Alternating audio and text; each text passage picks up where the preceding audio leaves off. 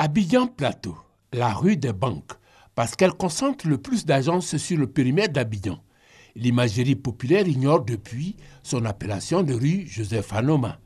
Les pouvoirs publics veulent réconcilier cette appellation avec le nombre d'Ivoiriens usagers des banques et établissements financiers. À ce jour, ils sont 16 sur 100 à disposer de comptes bancaires. C'est le taux le plus élevé de l'Afrique de l'Ouest et du Centre. Les pouvoirs publics veulent porter ce taux à au moins 20% après la croissance des 10 dernières années, de 5,1% en 2007 à 16% en 2016. Surtout qu'avec ses 24 structures, la Côte d'Ivoire compte le plus de banques et établissements financiers de l'espace UEMOA et de la CEMAC, Communauté économique et monétaire, des États de l'Afrique centrale. Comment s'y prendre?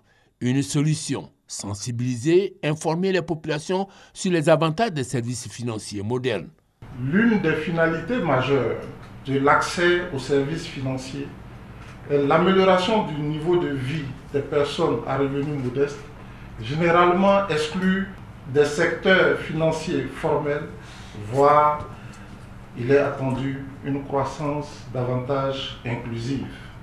Après l'édition 2016 dans la Maraoué et la Nawa, voici venu le tour des régions du Goltungo et du Haut-Sassandra sur le thème État et banque ensemble pour la bancarisation.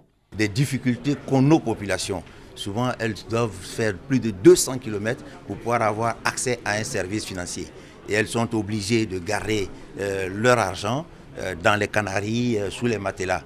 Donc nous appelons effectivement à la solidarité des banques pour qu'elles puissent aller, nonobstant le peu peut-être de rentabilité financière qu'elles ont à s'installer dans ces régions, à venir, parce qu'elles participeront de ce fait véritablement au développement de notre pays. Les banquiers, les premiers bénéficiaires du relèvement du taux de bancarisation, ont affiché leur détermination à jouer leur partition. Il est important qu'il y ait un partenariat de plus en plus accru entre les populations et le système bancaire pour faciliter donc l'évolution globale de notre économie que nous voulons de plus en plus prospère.